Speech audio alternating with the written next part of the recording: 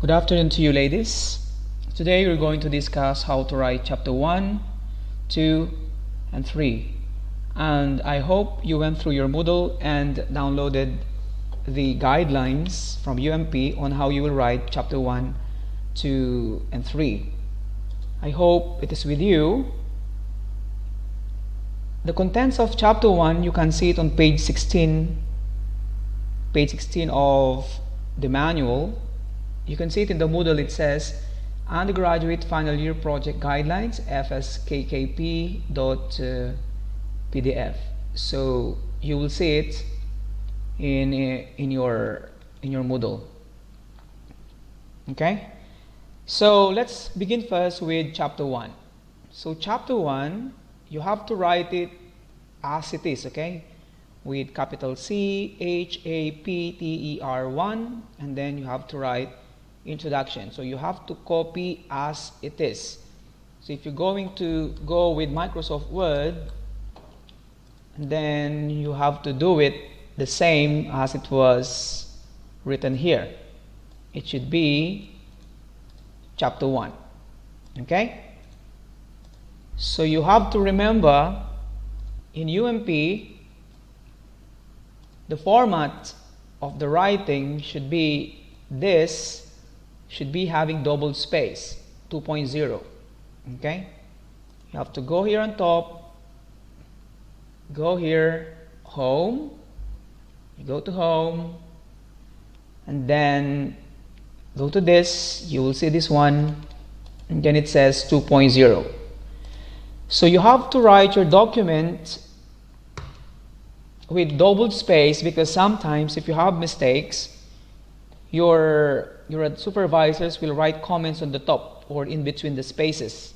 So if you have some mistake, let's say for example you have wrong spelling on this, so expect us to put some comments here on this side of the spaces. That's why having spaces is very important. So you have to look at that. So the first part of your documentation is 1.1. It says in here, it says 1.1. So you have to follow. If it is chapter 1, the next segment here is 1.1. Okay? So same. All of the contents of your report should be having the same spacing and same format. So it should be Times New Roman. If this is 12, they should be also 12. Okay? So introduction should be like this. So you will see it will be automatically giving you this formatting here. Don't you worry. Okay? As you go with it, it will automatically give you the formatting here. Now, what is introduction? How to write the introduction? Let me just discuss it to you in the PowerPoint. Normally, the introduction is also known as background. Okay? So some books or some researchers, they use the word background instead of introduction. But by the way, they mean the same thing, introduction or background. So what is the background all about? So usually, it is a paragraph. It indicates your perception regarding the issues affecting the study. Okay?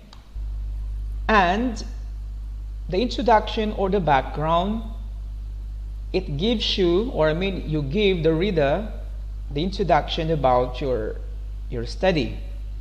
So normally it is written in the inverted pyramid style, starting from general to a specific and to the study itself. So to give you an idea, let me show to you a sample of that. Let me go with the whiteboard.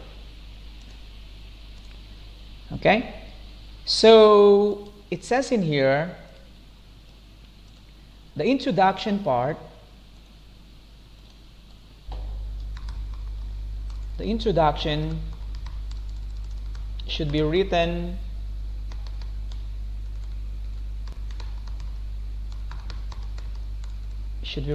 in the inverted pyramid style.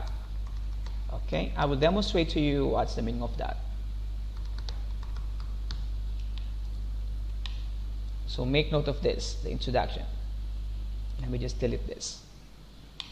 Later I'll go with chapter 2 and chapter 3. For now, let's focus on chapter 1. So the introduction is written in the inverted pyramid style. By the way, can you see my screen clearly? Yes. Okay, good. So, when we say inverted pyramid, okay, it should be like this. So you have to divide your pyramid into parts like this. 3 parts, okay? I'll teach you a technique how to write it. So 3 parts, okay? You have to write it like this.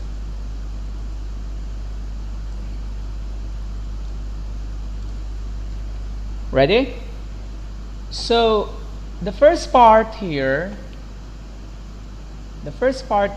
you should have to write here the domain of your study, okay? Domain, or the subject area, okay?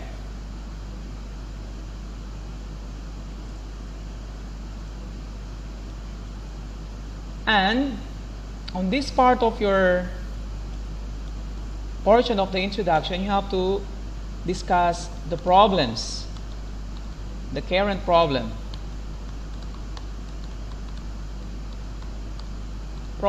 you want to solve.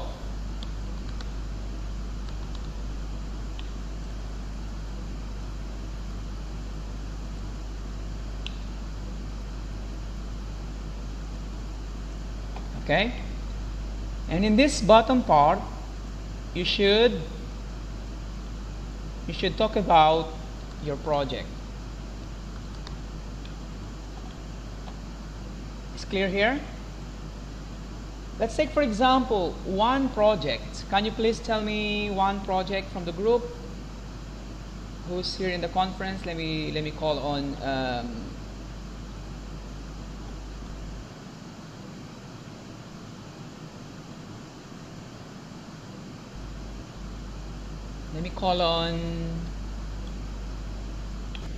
how about Aisha? Aisha, what's your project, dear?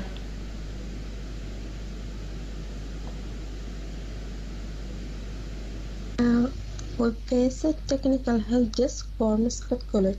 Okay. So technical web-based technical help, right? Technical Yes. support for Muscat College. Very good. Muscat College. So if you will see, if you're going to divide this, if you're going to divide the title of Aisha, it says web-based. So we have one word here, web-based, and then technical support, and then she has Muscat College, right? Muscat College. So, since these are the words related to the study of Aisha, so she has to write something about she has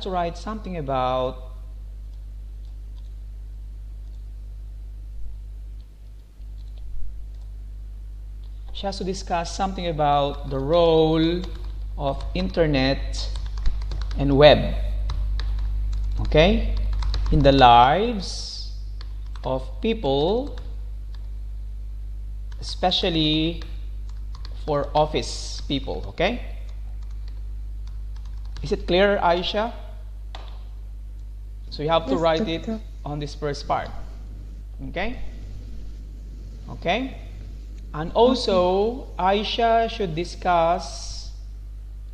also discuss some topics here about, you have to remember, whatever you write on the introduction should be based on your title, okay?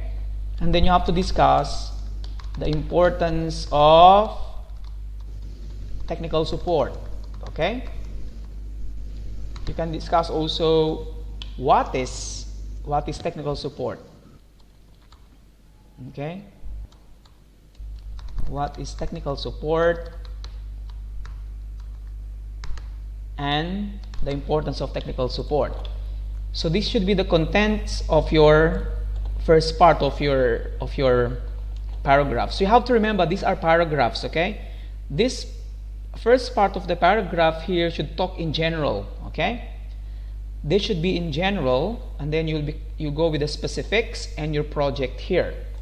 So this could take, let's say, this one could take around 2 paragraphs or 3, depending on how big is your study. Same here, this could take 2 paragraphs or 3, depending on the your study. And here maybe around 1 or 2 paragraphs will do. Okay? So next, Aisha now should be discussing about Muscat College, right? So Aisha may talk about the background of Muscat College. Okay? What is Muscat College all about? So you could write something like this here. And then Aisha should discuss the problem of the existing system in Muscat College, about technical support. Okay? She could write in here. And then the last paragraph here, Aisha could be able to write about the project, the proposed solution. Okay? Solution. That is your project. Clear? Clear? Any question here from the group? Please tell me if you have questions. Please tell me, please. If you have questions, tell me. No, doctor, it's clear. Okay, good. So, these are the topics that Aisha is expected to put on her document. So she could now start writing her document here on the introduction part. So she could start writing like, technology affects how people do their job. Okay? Internet and the web help people to do blah blah blah blah blah blah blah blah blah. Okay? How? Okay? Like this, okay? People also can ask help on some technical issues they are facing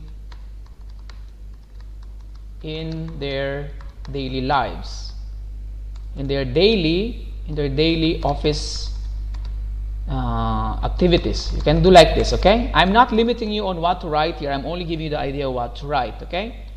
Technical support is an area in the IT department that blah blah blah blah blah blah helps or assists people when they encounter problem on their workstation. Blah blah blah blah blah blah. So you can write something like this, Aisha, okay, for the first paragraph. Write this like this. So you could tab this to make a 1 paragraph, okay? And then in the second paragraph you can start. Muscat College is one of the blah blah blah blah blah blah.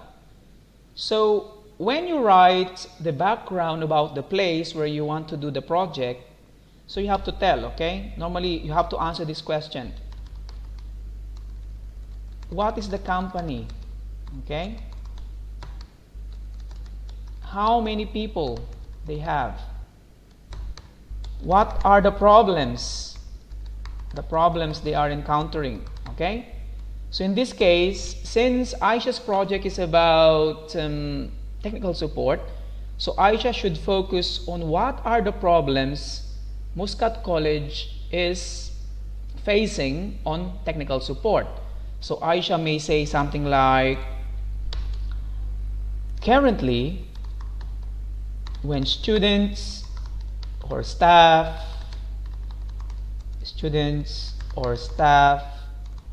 blah blah blah, face problem in their machines, blah blah blah blah blah blah, they usually go to the office of the IT, blah blah blah blah blah blah. So in this section of your study, Aisha, you have to specify here what are the problems, okay? What are the problems existing?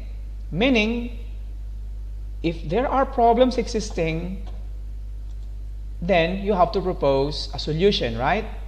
So in this portion of your paragraph here, you can now discuss the solution. Okay? Okay, so here you can now discuss your project.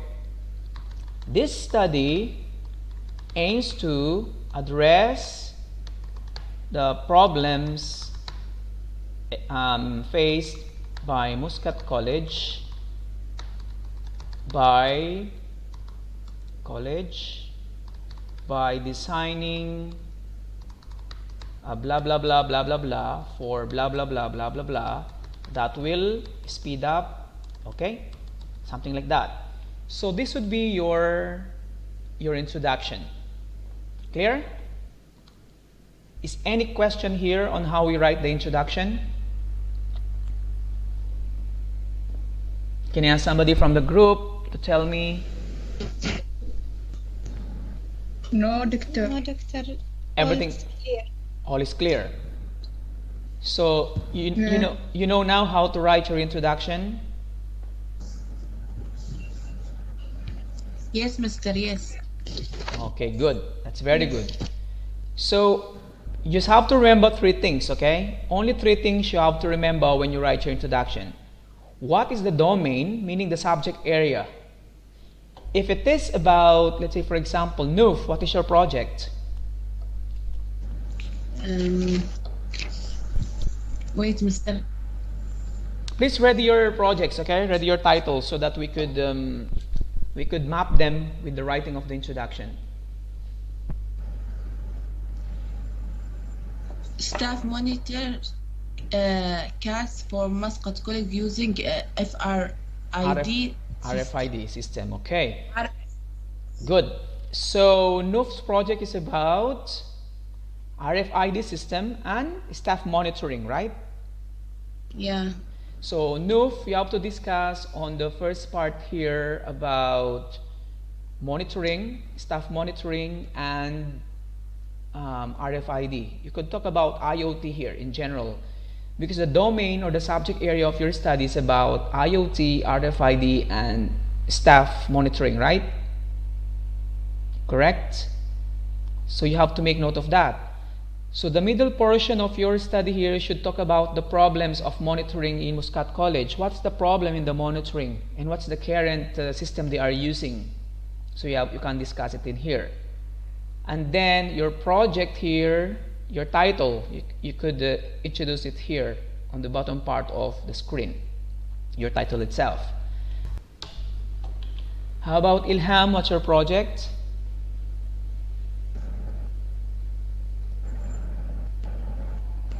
Garbage sensor detector. Was it approved by your supervisor? Yeah, doctor. It was approved, okay? So garbage collector using sensor, right? Yeah. Correct. So on your subject area, you have to discuss on the first part of your paragraph the importance of cleanliness or sanitation. That's about sanitation, I guess. Your project's about sanitation. On the general part, you have to discuss why disposal of garbage is very important in general. Okay? And also, you have to discuss in here sensor system. What is sensor system? Okay? What is used for? What is the advantage part of two? using that?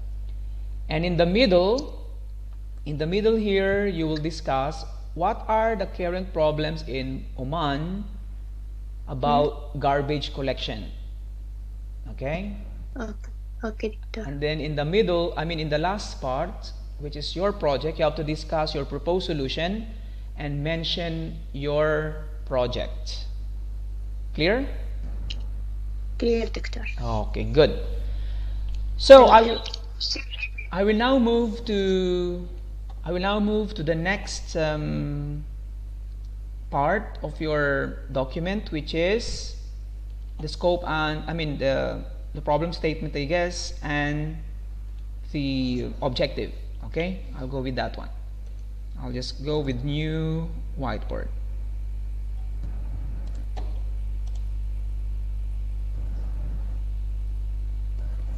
How to make a new whiteboard. Okay, so I'll make a new whiteboard. So I'll go back with the statement of the problem. Ready? So let me just go first with the UMP's guideline on the statement of the problem. Look at this. On 1.2, it says problem statement. Okay? So problem statement is 1.2, problem statement. Okay. Let me make it bold. Okay. As per UMP, it says in here, you have to concisely discuss or describe the issues that need to be addressed before trying to solve the problem. So look at this. Maximum problem statements are 3 only. Okay? They should be 3 only. And let's see what is the statement of the problem or problem statement. So you have to remember that the statement of the problem is the heart of your research or your study. This is the very reason why you are writing your study. Okay? So if the problem statement is not clear, and then you have nothing to write in your project. And you have to remember, the problem statement will tell you how important your project is and how big would be your project is. So you will know later on if your project is really worthwhile presenting or not, based on the size of the problem, okay, or the way you stated the problem statement. So if your problem statements are not properly expressed or discussed, and then there will be big chance that your project will be rejected during the presentation or during the proposal stage. So you have to check your problem statements properly, and you have to write them properly in such a way your audience will understand what you want to solve. So once you identify your research problem, you can now state them clearly and completely, and then you have to determine the feasibility of the research, and then identify sub-problems. Okay? So they should be, you have to break it down in a smaller units, and then it should add up to the total problem. So meaning you have to divide that big problem into smaller parts. That's why if you will see here in this, you have to write it again same as the introduction. You have to write it also in the inverted pyramid style. So you have to start with the general and then go down with the specifics. So I'll give you a matrix, or I'll give you a way on how you will write your problem statements. Okay? So let me go first with the blackboard so that you will see it. The whiteboard. So you have to put something like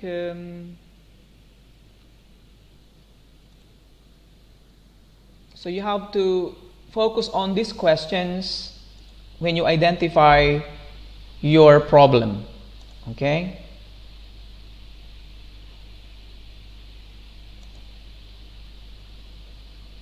Not this one, I don't need this. I'll make a list so that you will see. So 1, answer this question: who, what, where, why. Try to focus on these questions, okay? Who, what, where, and why. Okay? So let's take again example Aisha's project. So start with the who. Aisha, who are experiencing problem in Muscat College? Aisha, tell me please. Who are these? Support for Muscat College. Yeah, I mean who are experiencing problem, who are having problems with the support. Can you please tell me? Students, right? Yes. And then? And staff for college. Staff. Baskalas, students and staff only? Yes, right? Okay, good. Next, go with the next question, which is what? So what are the problems? Specific. You have to do it specifically. What are the problems? Tell me. First, they have to go to what? To go to the IT service, right? Correct? This is an example, right? I don't know your problem, Aisha, but I'm only trying to give you an idea on how you will write it. So these are the problem. Okay. What problem? They have to go to IT service, blah, blah, blah, blah, blah, blah. We don't know it. What are this? Maybe 2. They don't have what? They don't have website. I don't know. Whatever it is, you could focus on this. Slow. I don't know. So just identify here what are the problems, okay? That's why I'm asking you to identify using this grid or this matrix. The next, you could write here where. Where? Answer the question where. Where is the problem happening? Okay, where? Okay, where it is happening? Maybe this could be in the office. Maybe in the office. Basically, it's Muscat College, right? And then maybe office. I don't know. Maybe computer labs, right? These problems are happening. I'm not sure about it. So it's all up to your study. I'm only giving you some examples here. I'm not saying that this would be the contents of your document, Aisha, okay? At the end of the day, it's your supervisor that will tell you what to write and what not to write on your project. So you just have to answer this. And then why it is existing, why the problem is existing. So you have to answer these questions so that you would be able to write properly, okay, in your document. I also forget to write here when. So you have to answer this question: who, what, where, why, and when. When it is happening. Is it frequently? How frequent it is? So on the where question, so on the why question, you have to focus here reasons, okay? Reasons. What are the reasons? Why it is existing? What are the reasons? What contributes to it? And then when, in the when, Okay, in the when question, you may answer the question how often, okay, or how much.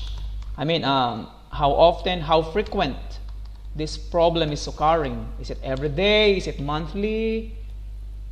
So these questions you have to answer when you write your problem statements. Clear? Clear? Clear? Any question here? Is it clear? Yes, sir. Please answer me when I ask you questions so that we could move to the next segment. Okay, so how Aisha will be writing this? Doctor. Yes, dear. Hi, Doctor.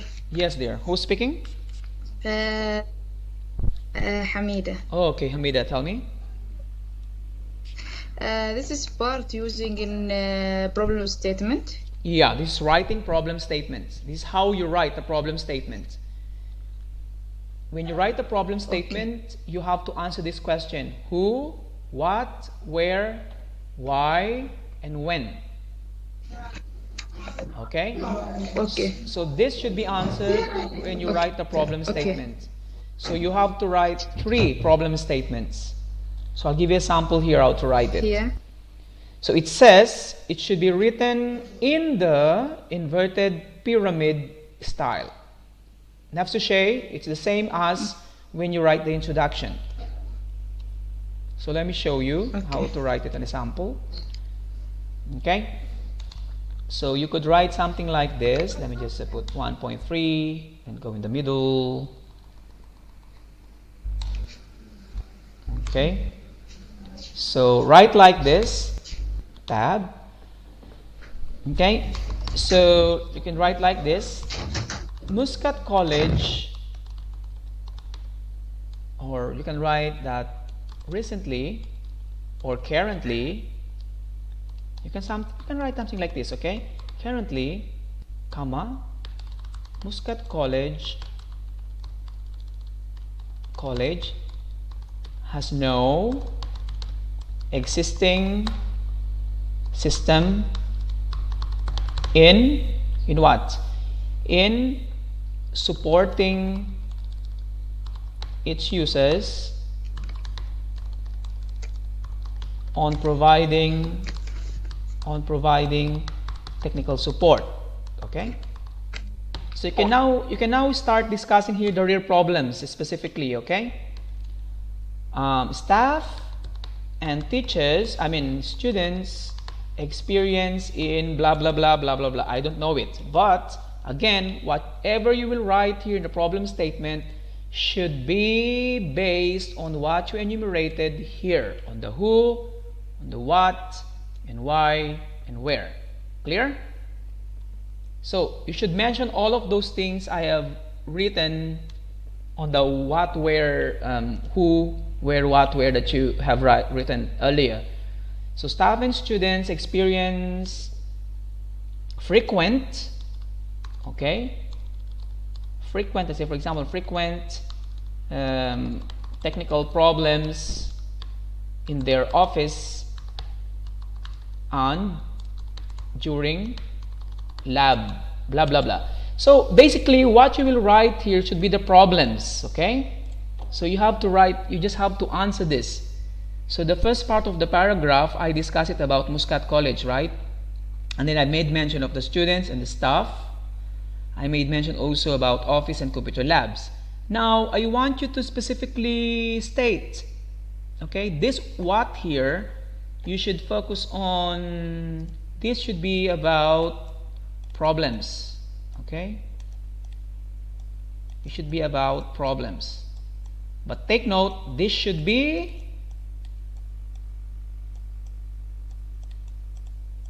as specific. Okay, this should be as specific. Clear? And then the why here should also be as specific. You have to specify them, why it is existing, why it is happening, and then how often, how frequent. Okay, so you could write something like this in your problem statement. So when you write it, you have to tell the problem is specific. Okay, maybe it could be installation of software, machine not turning on, so on and so forth. You could look at that, the problems are existing, and then answer the questions why it is experiencing. Okay, so what will be the problems? The delay of the service, delay of this, blah blah blah, and why it's happening. So you have to answer that question, and you have to specifically and clearly state it in your problem statement. So you have to remember, this should provide maximum of 3 problems. Okay, this is as per UMP, maximum of 3 problems, and you have to be specific. Now, when you go with your survey, look at this. When you go with your survey, you'll do questionnaire, right? You'll be doing survey in the college. You will be asking students, asking staff what are the problems they are encountering. So the manner you create your questionnaire, or sometimes you call it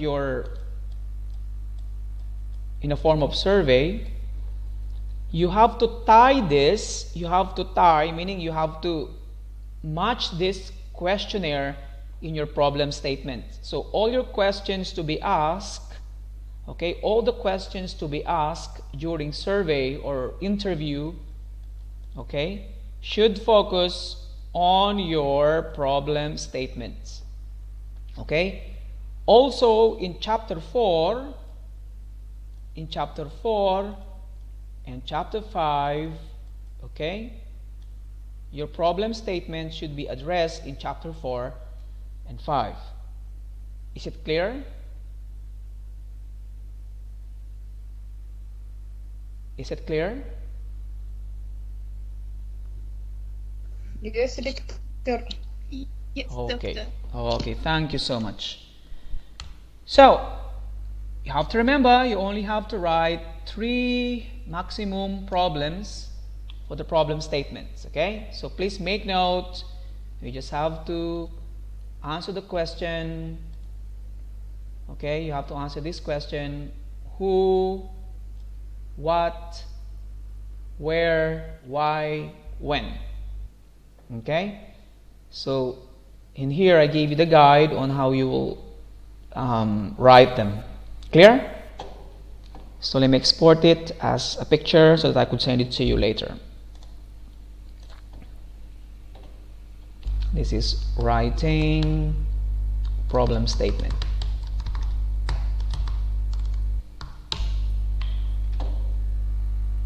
Ready? Okay, let us go with the problem statement.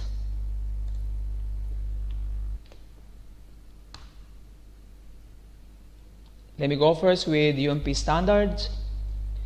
So look at this.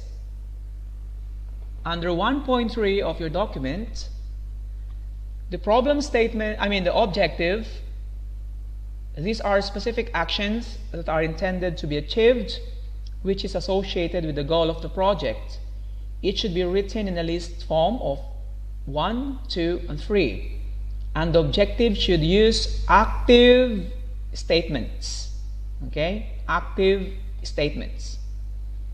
The number of objectives to be achieved is a maximum of 3 only. Okay, you have to remember that. So the number of objectives to be achieved is a maximum number of 3. So look at this one.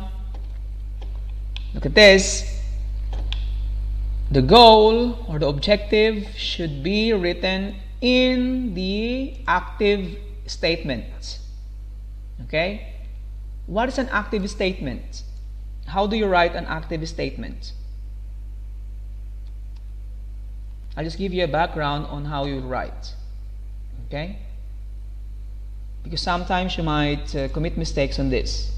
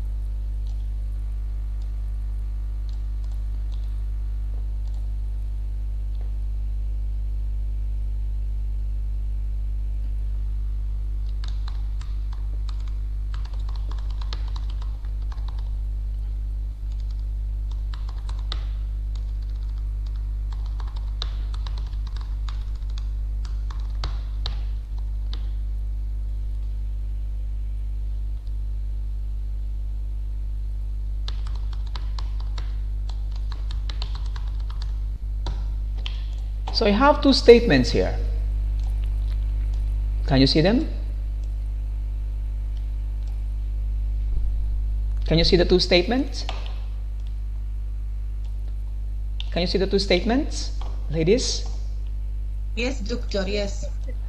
Do they have the same meaning?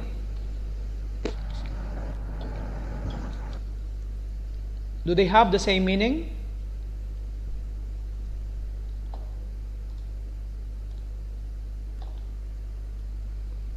Yes.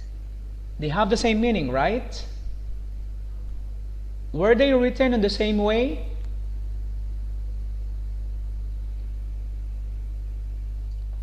Different way, but the same meaning. Correct. Very good. Which one is active voice? Which one is active voice? Which of the two sentences is in active voice? The first one. Very good. So this is in the active voice.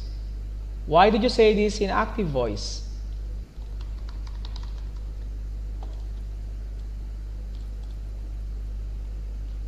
Why it is in the active voice?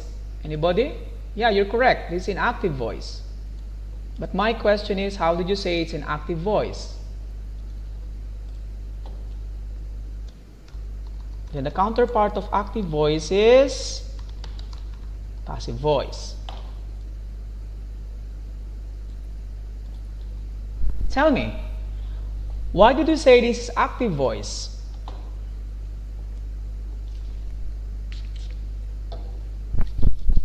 It's more clear when you read it and Very good. On the first sentence and on the second sentence, who is the subject?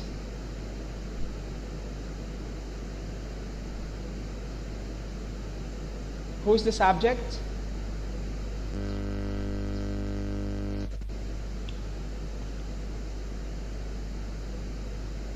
Look at the two sentences here. Okay, let me just highlight. So here, the subject here is Dr. Ferdy, right? Dr. Ferdy. Yeah. Yes. And then here, we put Dr. Ferdy at the end of the sentence. So my subject is Dr. Ferdy. Same here, my subject is Dr. Ferdy. But I put Dr. Ferdy here at the first part of the sentence. So meaning in the active voice, the subject goes in the first part of the sentence, and in the passive voice, the subject goes at the back of the sentence. Okay? So let me write another example and tell me the difference between the two.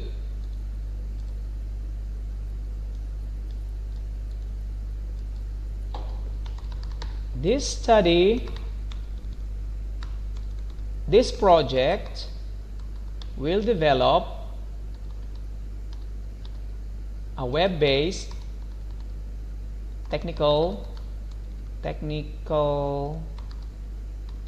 support system for Muscat College. Okay?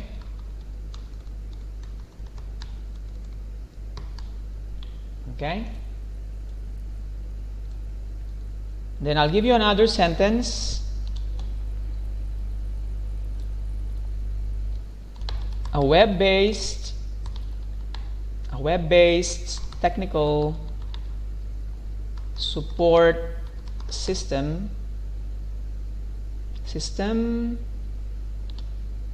for Muscat College will be developed in this project. Do they have the same meaning? Do they have the same meaning?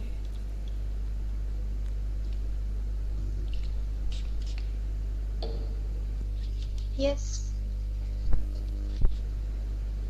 But which one is active and which one is passive?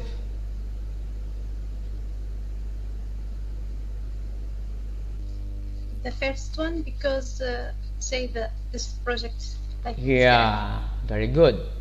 So you will see if the subject, if the sentence is in active or passive voice by checking the verb. Look at this. This project will, right? Same here. Dr. Freddy made, right? Have you noticed? Look at the verbs used here. Made. Look at the verb used here. Will, right? This is made. This is made. This is will. If the sentence is in active voice, you will see that the verb follows the subject immediately. Correct? So look at this. Orientation about writing chapter 1 was made. So it was, the verb here is almost at the end of the sentence. Look at this. This project will develop a web-based technical support system for Muscat College. But look at this. The verb here, which is will, is almost at the end of the sentence. So correct. So this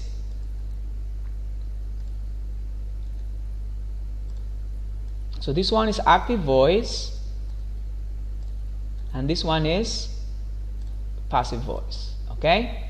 So as far as UMP is concerned, you have to write it into what? Into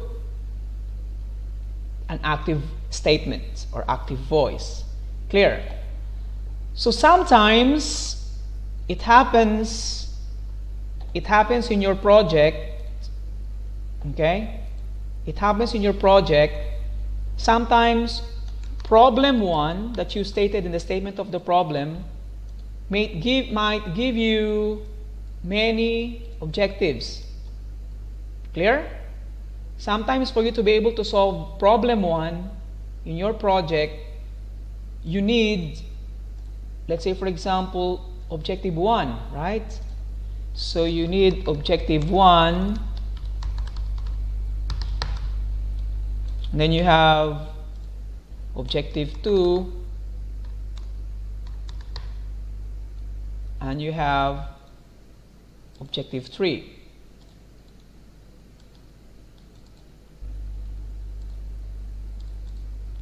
Correct? Objective 3. Okay. Sometimes it happens like this. Correct? It happens like this.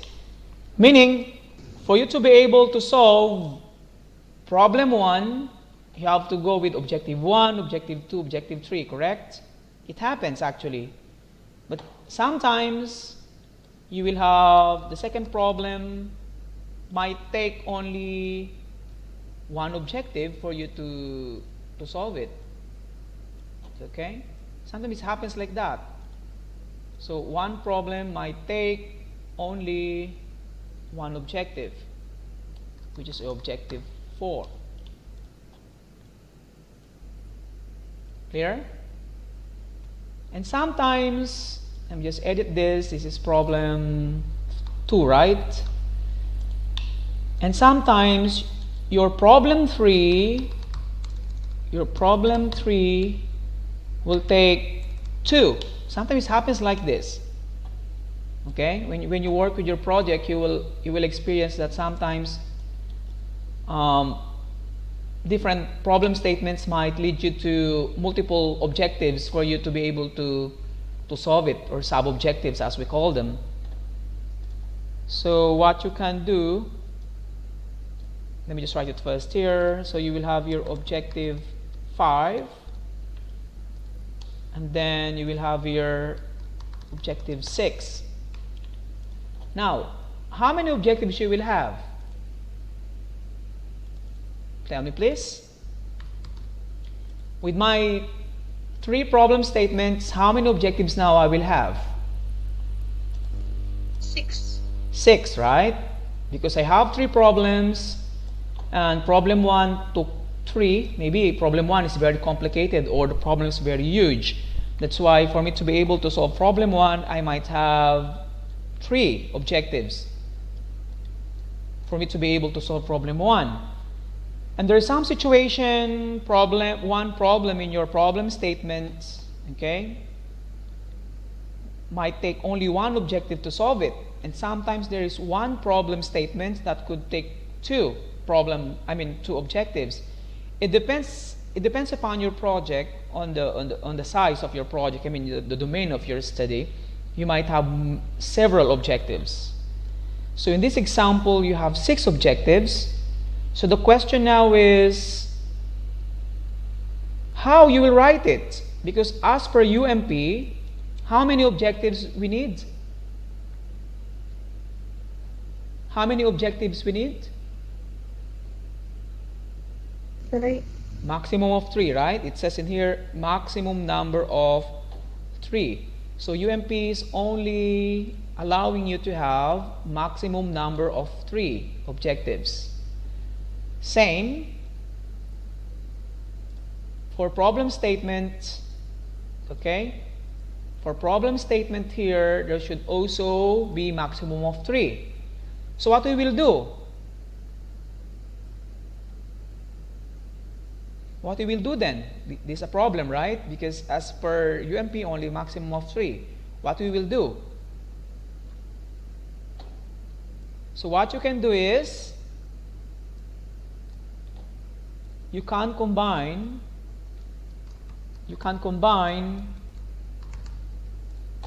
this problem statement, and you can also combine problem statement 5 and 6. Okay, so you have to combine them so that you could produce one problem, one objective, one problem, one objective, one problem, one objective.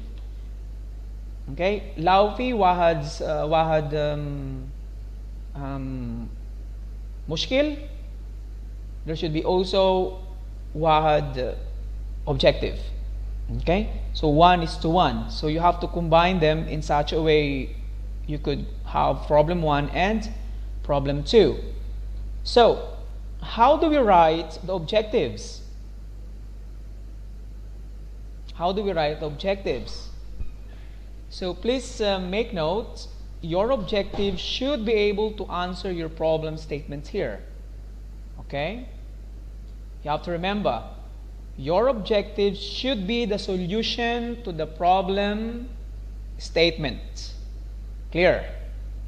So, what you will do, how you will write it, the objective.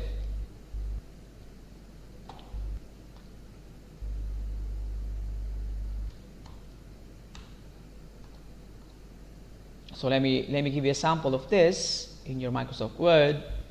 So this is objective, right? Objectives. So let me just get it. Objectives of the study. So it says objective. So let me just go with the Microsoft Word here, which is objective. So you have to start your paragraph with this statement. Okay? So you have to start with this, okay? The main objective of this project is to develop a web-based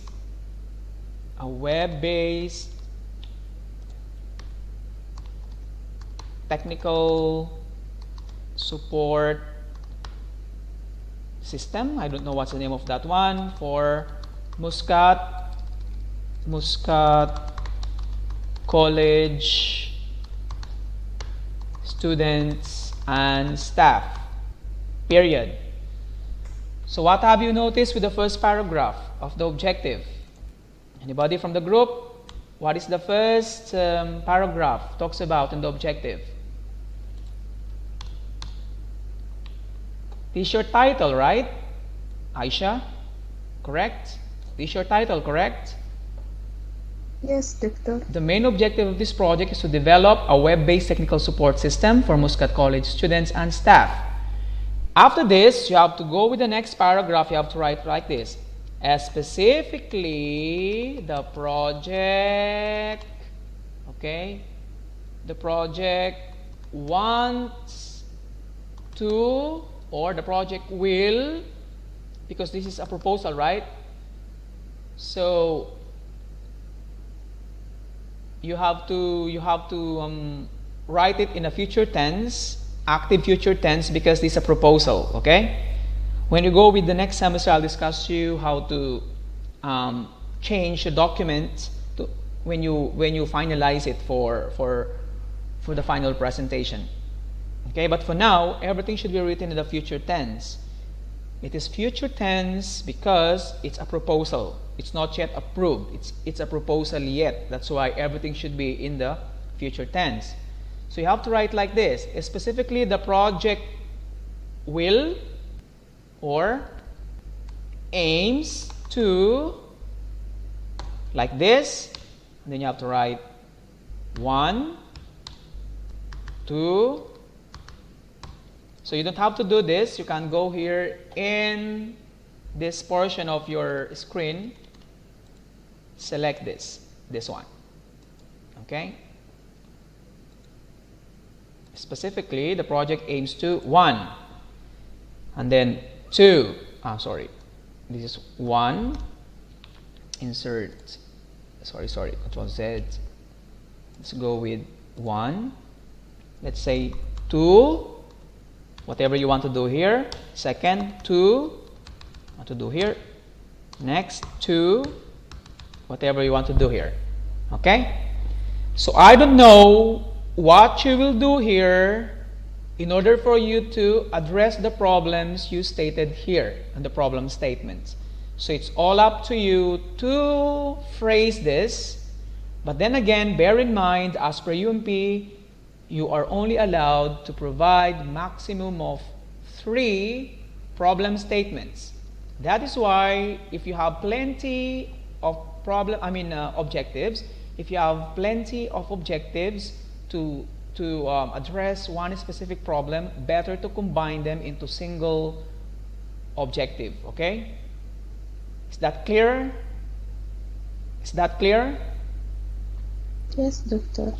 Now, I want you to look at this. When you write your objective, let me put a note here. Okay, this is very important. Note. When you write your objectives,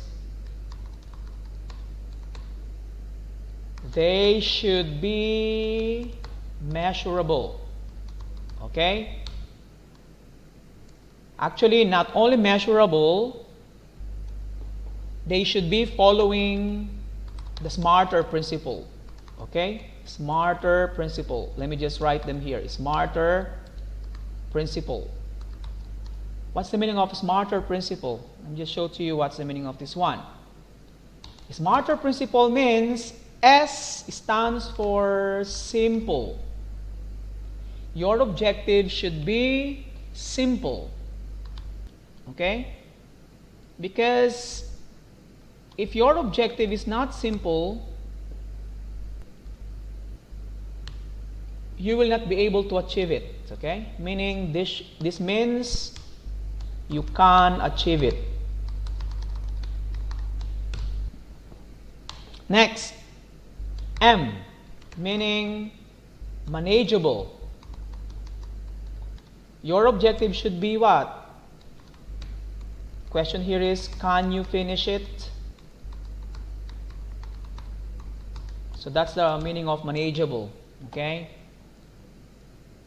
Do you have the resources?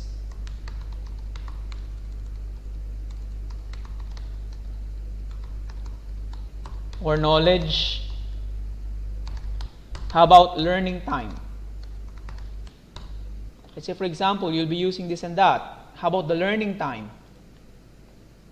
Okay, so you have to consider that as well. That's very important.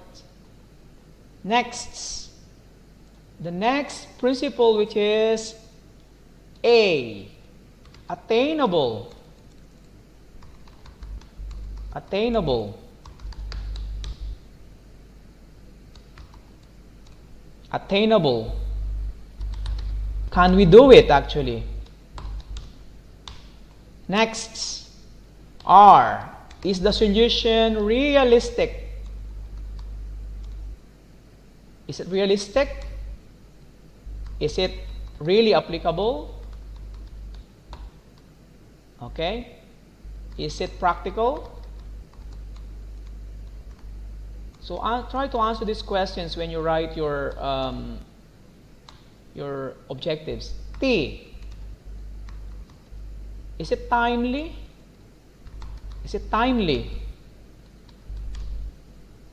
Is it new or old?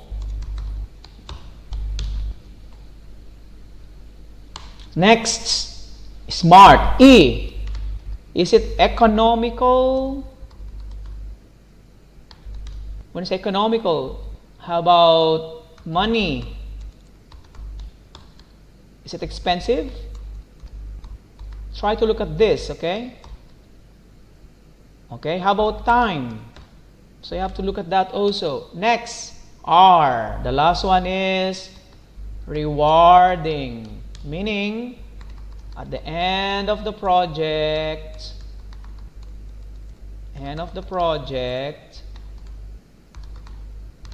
can you be proud of it? Can you be proud of it? Or can Aisha, can you start a business on this? Or can you sell it?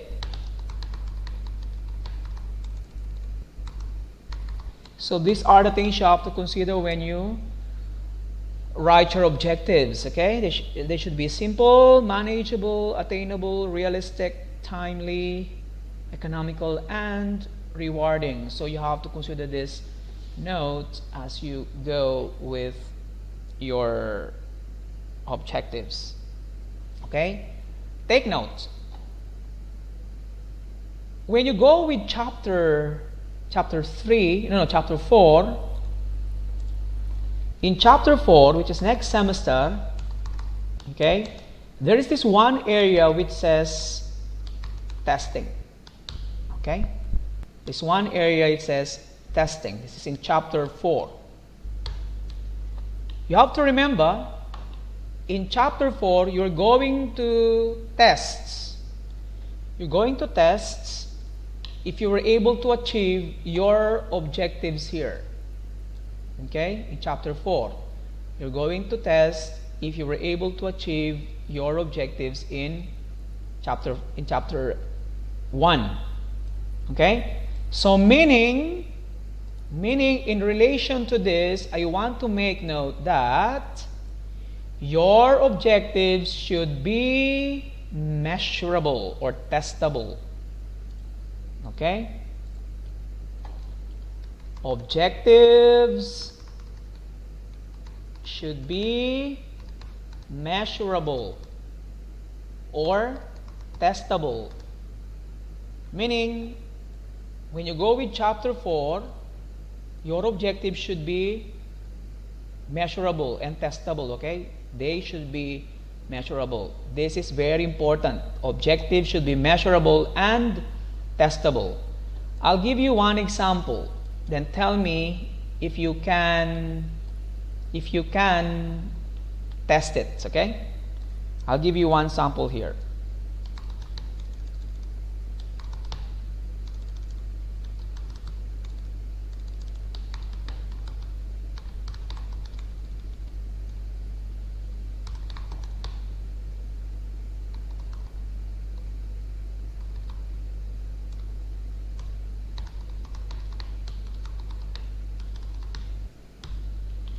So these examples of objectives, okay? I'll give you examples. Then tell me, are they testable, measurable? This is my question, okay? Tell me if the objectives I'm going to show to you can be measured.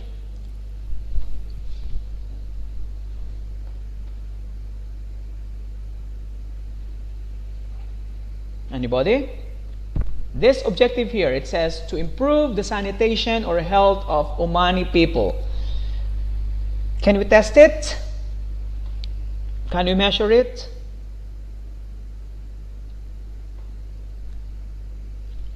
Anybody from the group? Tell me please.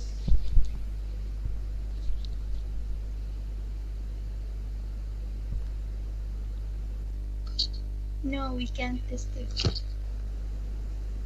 Why we can't test it?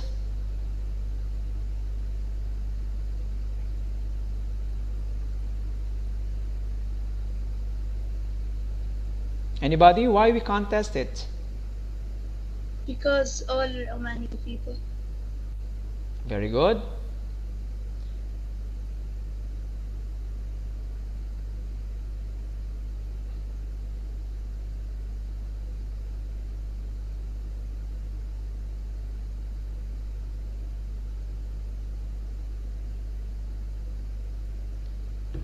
Okay, so to improve the sanitation health of Omani people, we cannot measure it, right? To, let's say for example, to improve the lives of blind people. Can we measure this?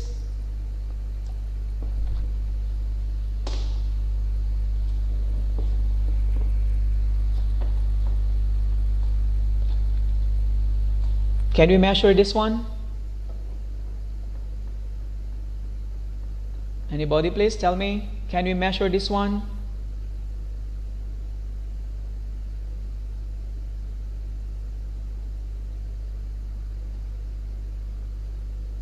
Hello, anybody can answer me? No. Why no? No, doctor. Because it's difficult to measure, right? How you will know, or using your project, how you will know that it's really improved the lives of blind people. So meaning, in chapter 4, you have to prove that whatever you have written in the objective should be, or I mean, had been attained. So the attainment of your objectives should be testable, or can be measured in chapter 4. So let's say, for example, let's take Ilham's project to design a sensor system that notifies garbage collector when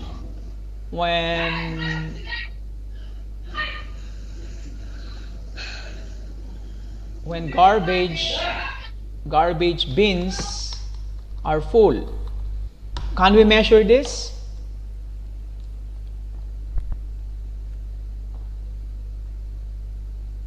Can we measure this?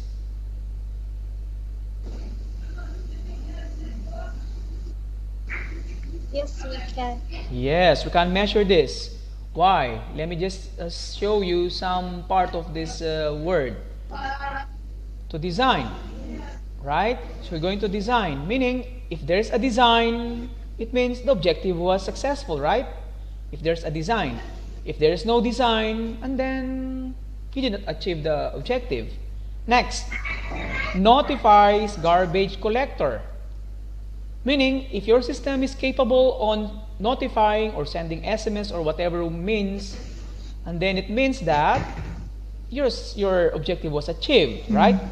Because the system was able to notify the collector, the garbage collector. Look at this. Garbage bins are full. So meaning, if your system is capable on knowing or determining if the bins are full, and then it means your system is successful, right? So you can measure such objectives like this. So don't use objectives like this, okay? Okay? Let's say, for example, let me get with the study of Hamida. Okay? So the study of Hamida says, let's say, for example, let me just make one example for Hamida. It says in here for Hamida, it says to avoid lost items in the lab. Okay? Can you measure this?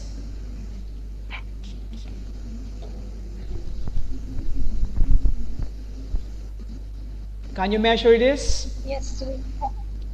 Can you Yeah, measure? yeah, doctor. How you will measure it to avoid lost items in the lab?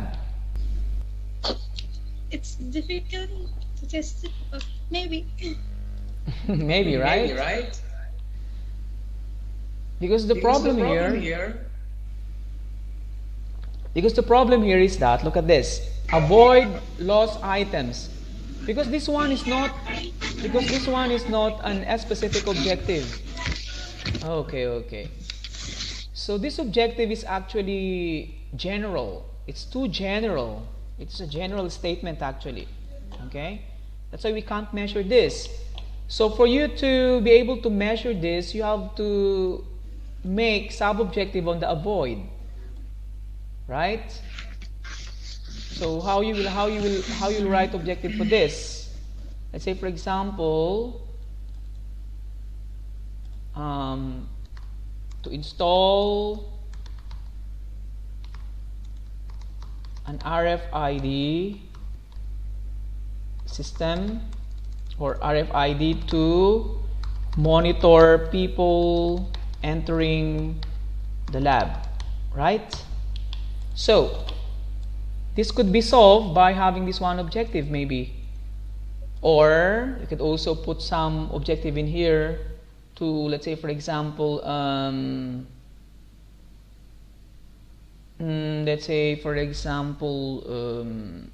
okay, to install a lock mechanism that will be activated when a user enter the lab. Please turn off your mic. Okay? Please turn off your mic. I'm hearing children playing at the background. So look at these two objectives now here. So for me to be able to do this, to avoid lost items in the lab, it's a general statement, I have to break it down into something measurable, right? So it says to install an RFID to monitor people entering. Why do you need to monitor people entering? Because if you can monitor who are entering the lab, then you will be able to avoid the lost items, correct? Next, to install a lock mechanism that will be activated, sorry, the grammar is not correct here. To install a lock or locking mechanism, or a lock whatever word you may be using in here, to install a lock mechanism that will be activated when a user enters the lab. So in this case, these two specific objectives may answer this, okay, may answer this general statement here. Now, can we now measure this? To install an RFID to monitor people entering the lab. Meaning, if your RFID system is able to monitor people entering the lab, then the system is successful, right? So, if the system was not able to monitor people entering the lab, then the system is failed. So in that case, we can measure, we can test it. How about next here? To install a lock mechanism that will be activated when user enters the lab. So it means if the user can enter the lab using an RFID card, maybe he could be able to open the door because it's activated by an RFID card. If it's not, then your system is failed. So these two objectives here can be measured, this, correct? But this is very difficult to measure. Okay, this word avoid. So please do not use statements like this when it comes to writing your objectives. So I'm telling you, please avoid this kind of objectives when you go with your when writing your objectives. Any question here? Any question here? No, doctor, but it's clear. Good. Thanks God, it's clear for you. And also, please write your report in a formal way, okay? Write your report in a formal way, okay? Because it's a research paper, so you have to make it You have to write it in a report in a formal way. Okay? Please avoid first person. First person, okay, point of view. Okay? Point of view. So, please use the third person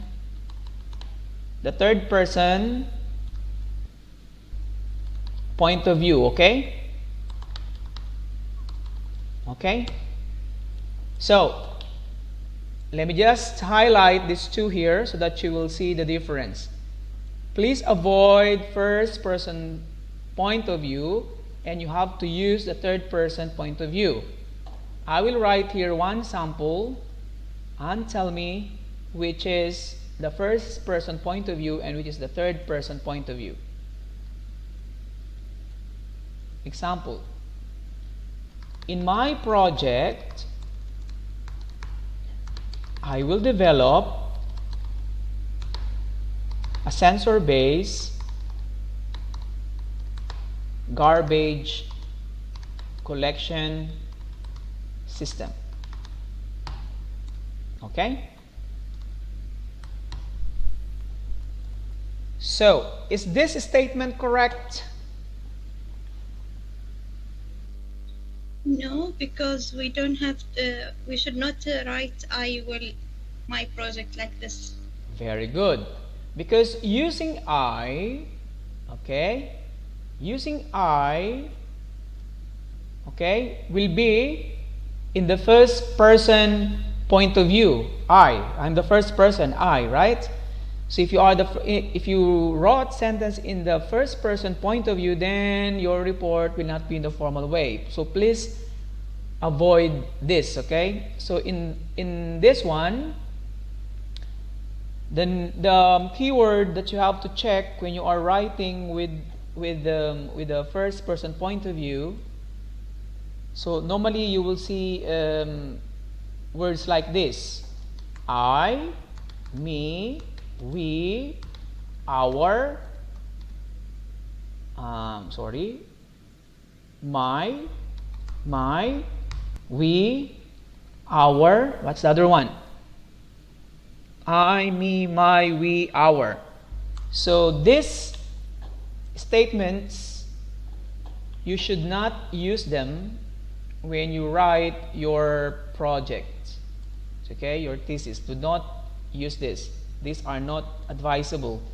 So you have to rephrase this sentence into the third person point of view. So how we will do that? The third person point of view.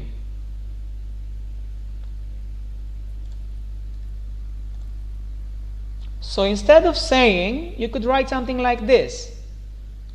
In the project, okay, the proponent is you. The proponent will develop, okay, in the project, the proponent will develop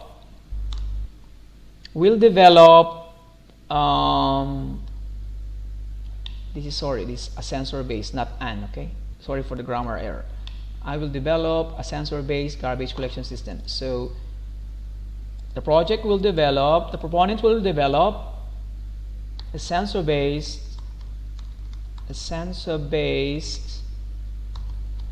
garbage collection system.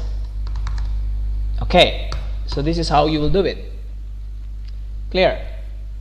So from here we convert it from this up to this. In the project, the proponent will develop a sensor based garbage collection system. Okay?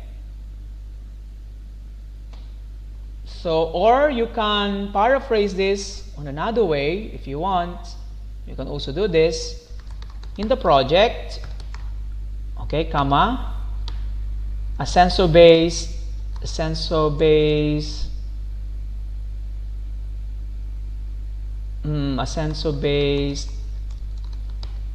garbage collection system will be developed. Okay, but this one is in the passive voice, right?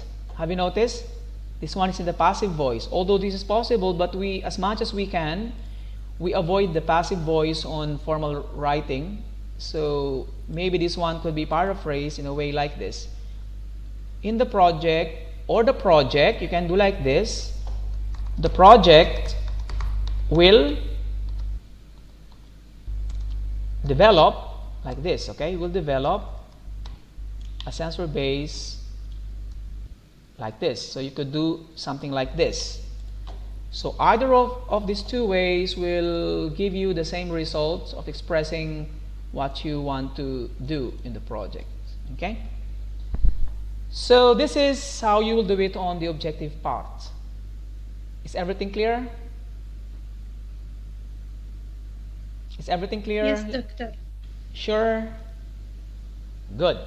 Let me now proceed to the next part of your documentation, which is the scope. Okay? The scope of the project. Yes. Which is 1.4. So let me just write, this is 1.4. 1.4 scope. Some research papers, instead of having scope, they also write limitation. Okay, scope and limitation. And sometimes they're also putting this word delimitation. Okay, delimitation. What is the difference between a limitation and a delimitation?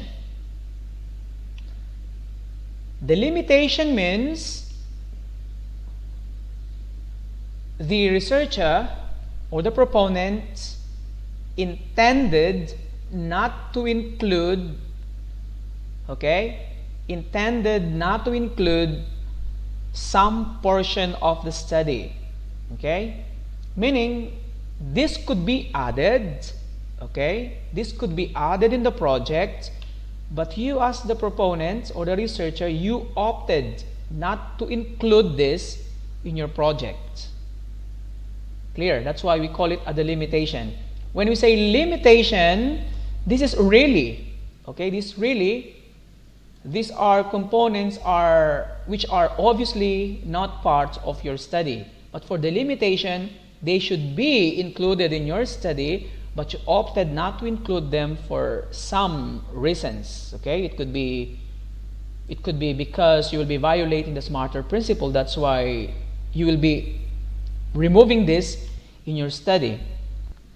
But be careful when you put the limitations in the study, because during the presentation in the proposal stage, you have to justify why you put some parts of your study in the delimitation. Okay, so it's a little bit challenging for you to justify this in front of your evaluators.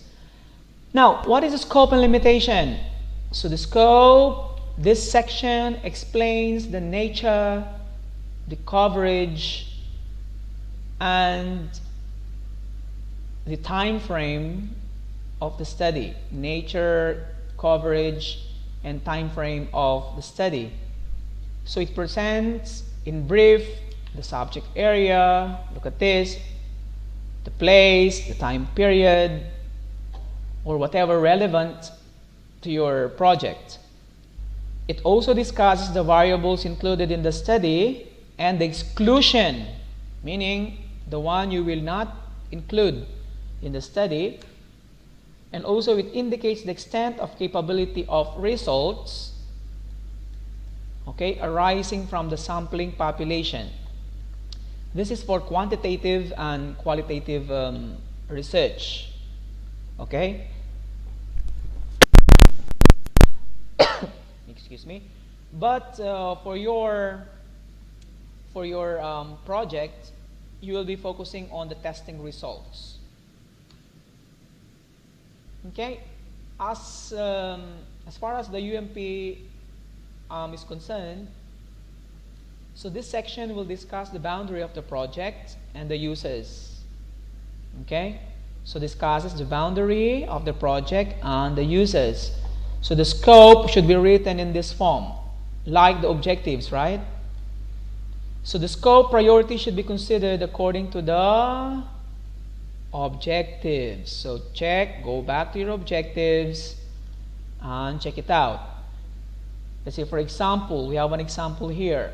The study focus on classification. The training of heart disease data set is by using the BP method of Ann.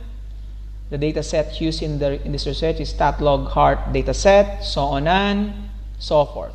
Okay? So some papers, they have a separate section which they call the significance of the study. But I guess in the scope and limitation, since in the UMP we don't have a specific section for significance of the study, you can include this on the last paragraph of your scope and limitation. You can put it in the significance of the study. So you could discuss how significant your project is. When we say significance, it pertains to the practical value of the study. Okay, so you just have to make justification so that you could convince us why the study is worth looking at, or worth accepting, or worth evaluated by your evaluators. So you could discuss the importance of your project. Okay, is it beneficial to the society, or could be able to solve problems current and previous, also from previous studies made by other people. So you could look at that. So you could have some examples here to include in your scope and limitation, the significance. Okay, this one could be on the last paragraph of your scope and limitation. So this one I will explain to you later on. So let me go first with how you will write your significance of the study. So when you write your significance of the study, you could actually make an imaginary box. Okay? Make an imaginary box.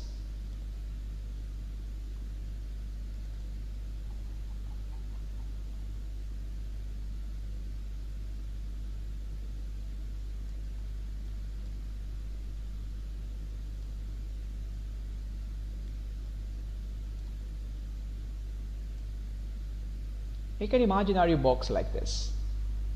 Okay?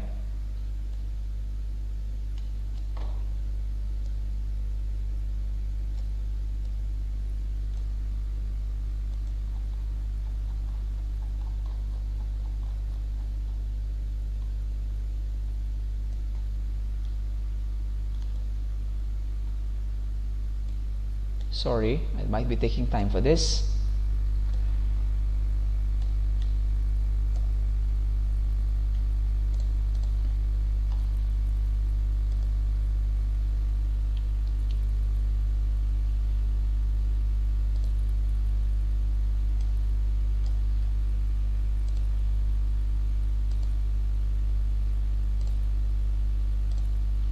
Anyways, just let it be. So in your scope and limitation, so whatever is inside this box,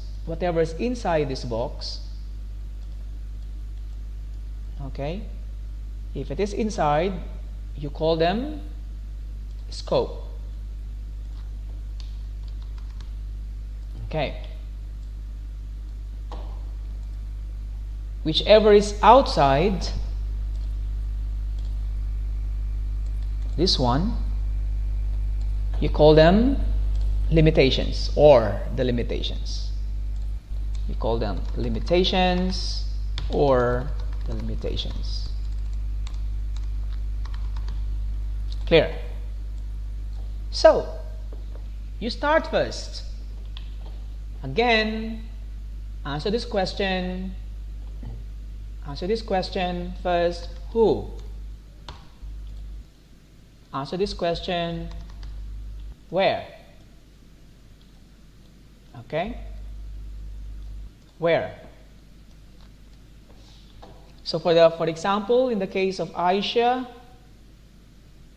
the scope of this study is for Muscat College only, right? For example, who? Students and staff.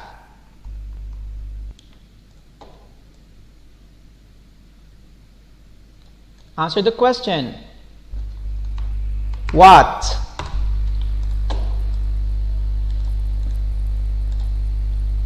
Develop. This, of course, this is an web-based. Let's say, for example, web-based technical support, blah blah blah. It's the what, right? And then here you have to write how. This is very important now. The question how. Okay? So this one is only brief. This part are brief discussion. Where, who, what. And then the how, you have to specify here. The how. Okay? Meaning, when I say how, I'm referring to how do you intend to achieve your objectives. Okay. How do you intend to achieve your objectives? Clear? To intend your objectives. So this is the main question you have to answer here. So Aisha says she wants to propose a web-based technical support. Okay? So how you will use it? Which techniques? What tools? Hardware, software, algorithms. Which one you're going to apply? Okay? So example here, Aisha may discuss about she will be using PHP, CSS, HTML, whatever she wants to use. Let's say, for example, or MySQL database. Okay? Which algorithm you're going to use, Aisha? Let's say, for example, she'll be using a technique like case-based reasoning. Case-based reasoning. Example only, okay? I'm not saying you'll be using this. Okay? So this would be the scope. Since UMP is only asking for the scope, no need for you to focus on the limitations. But I suggest you have to put some things on the delimitation for the sake of your your evaluators. They might be asking why you did not include this and that. At least you have to put it in the delimitation. Okay, what would be this? So let's say, for example, Aisha may put not implemented in mobile application. Okay, let's say, for example, no mobile application. Okay, this is only an example. Okay, let's say runs in Windows only, not in Mac or Linux. I don't know. Okay, so it's all up to you how you will design this, Aisha, but it depends upon your project. Okay, so meaning all those in your project, you put it in here. Okay, those which are not in your project, you put them here. Clear? So this is how you will write your scope and limitation. Basically, you have to answer this. Where is the project for? For Ilham, it's for Muscat, right? Muscat or Oman? Ilham.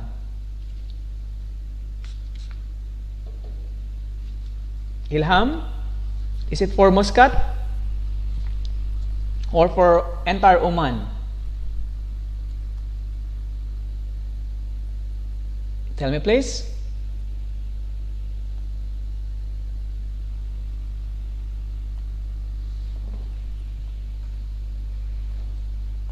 Please tell me if it is for Muscat or for Oman or for where. Please tell me.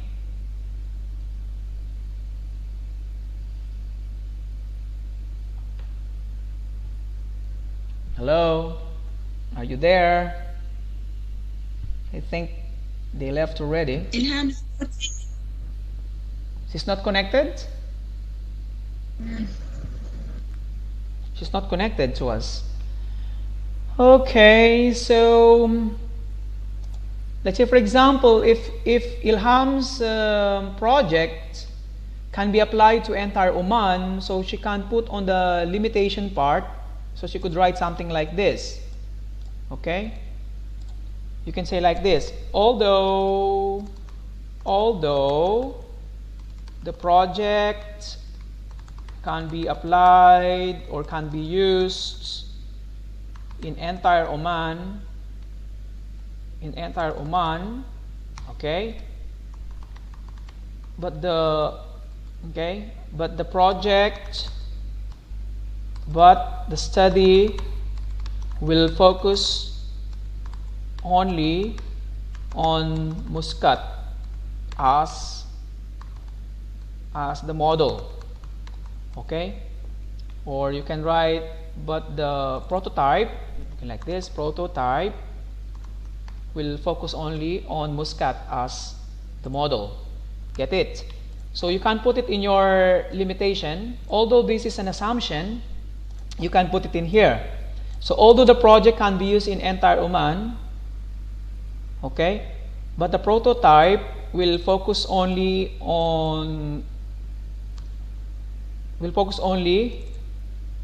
in Muscat. Okay, so these are examples of limitations that you could put. Did you get the point here, ladies? Any question here? Any question here? Any question here? And then the last part of chapter 1 is the report thesis organization. So you could write like this. This thesis consists of 5 chapters, chapter 1, so on and so forth. Okay, so you just have to tell what is the chapter, the document is all about. So you just have to introduce it like this. So this thesis consists of 5 chapters. Chapter 1 discusses on the introduction of blah blah blah blah blah blah. Chapter 2 on. You just have to tell briefly what would be the contents of each chapter. Okay, so we are done with writing chapter 1. I think we could go with writing chapter 2 next week, God willing. If you are free, we could do it on next week. So, no questions so far?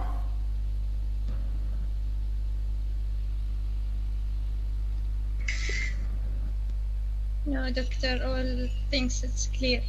Okay, thank you so much. So in this case, we will now end up the session. It's 2 o'clock already, as promised. So we will be doing the same thing next week, God willing, and we will discuss chapter 2. And if we have enough time, we'll be discussing chapter 3 also. Please come on time. Connect in your conference on time. Okay.